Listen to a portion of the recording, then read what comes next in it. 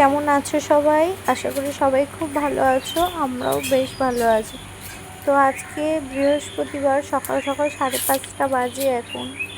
এখন আমি ঘুম থেকে উঠে গেছি, কারণ আজকে আমরা যাব নৈহাটি বড় মার দর্শন। তো চলো ঝটপট স্নান করে রেডি হয়ে নিই।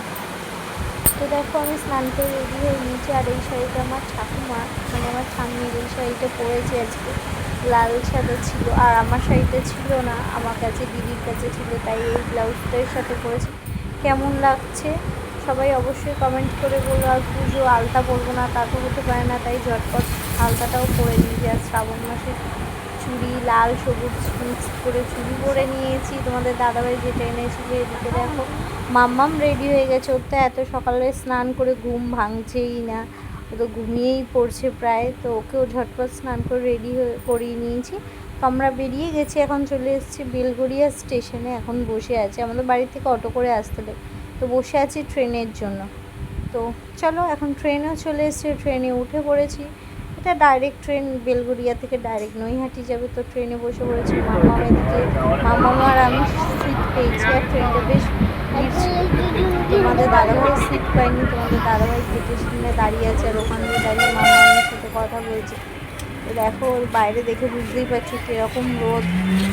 বরটা আমার রোদের মধ্যে দাঁড়িয়ে আছে, বলছি এদিকে আসবে না। তো নেমে পড়েছি স্টেশনে, এখন টোটো করে যাচ্ছি। প্রথমবার চিনি না, তাই জানতাম তো না যে বেশি দূর না। তো চলো ঝটপট টোটোয় চলে এসেছি। টোটো থেকে নেবে এখন ডালাটা নিয়েছি, এই মায়ের ডালাটা একটাই নিয়েছি।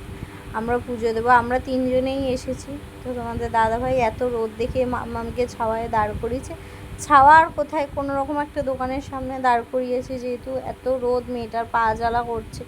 আর আমি দাঁড়িয়েছি লাইনে, তো তোমরা দেখতেই পাচ্ছ, ভালো করে বোঝা যাচ্ছে না, বাট প্রচুর লাইন ছিল। বৃহস্পতিবার হলে কি হবে। তো এখন চলে এসছে প্রায় লাইন পেরিয়ে অনেকটা। আর মামামের অবস্থা দেখো, টিপ ঘেটে একদম ঘ করে দিয়েছে। তো চলো মন্দিরে ঢোকা যাক। জয় বড় মা। তো নমস্কার করে মন্দিরে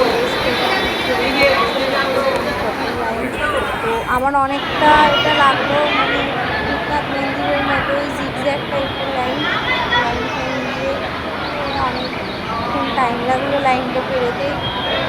তো এখন অনেকটা 3বার স্টেপ বাই স্টেপ করে পুজো হয়, মানে দড়ি দিয়ে ঘেরা ছিল, জানতাম না, প্রথমবার গিয়েছিলাম।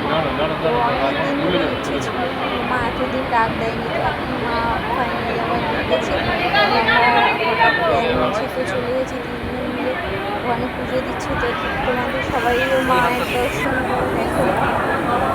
আর মায়ের কাছে সত্যি এতদিন শুনেছিলাম যেটা চাওয়া যায় সেটাই পাওয়া যায়। তো মায়ের কাছে কিছু জিনিস চেয়েছিলাম, তো সেটা আমি পেয়েছি। তাই আমি আর দেরি না করে তোমার দাদাভাইকে বললাম চলো মায়ের দর্শন। তো চলে এসেছি এখন, এটা তোমার দাদাভাই করছে ভিডিওটা। তো ঝটপট পুজো দেওয়া যাক, চলো।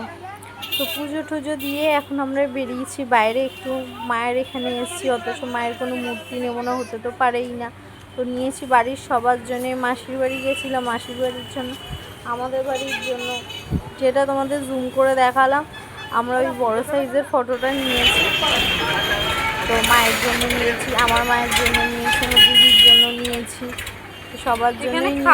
বেশ 5-6টা ফটো নিয়েছি। তো এখন পুজো দিয়ে চোখ মুখ পুরো কালো হয়ে গেছে, পুজো দেওয়া হয়ে গেছে, এখন সাডেন যাচ্ছে। দেখো আমি দাঁড়িয়েছি, তোমাদের দাদাভাই ওখানে টাকা দিচ্ছে। ইচ্ছাপুর যাওয়ার বুঝতে পারছো, এখনো রোদ কমে এত সিঁড়ি আছে, মাথা ঘুরছে, চলছে না বলবো, যেহেতু উপোস করে এসেছিলাম আমি। ইচ্ছাপুর স্টেশন, এখন টোটো ধরবো, টোটো ধরে যাবো মাসি বাড়ি। ध्यान दीजिए गाड़ी संख्या 34056 ডাউন কল্যাণী সীমান্ত। বাইরে এত পরিমাণে গরম, এত গলা শুকাচ্ছে, কি বলবো। তো চলো আজকের ভিডিওটা এই পর্যন্তই। মাসির বাড়ির ভিডিওটা পার্ট 2-তে আসবে, তো সবাই অপেক্ষা করো। তো আজকের মতো টাটা।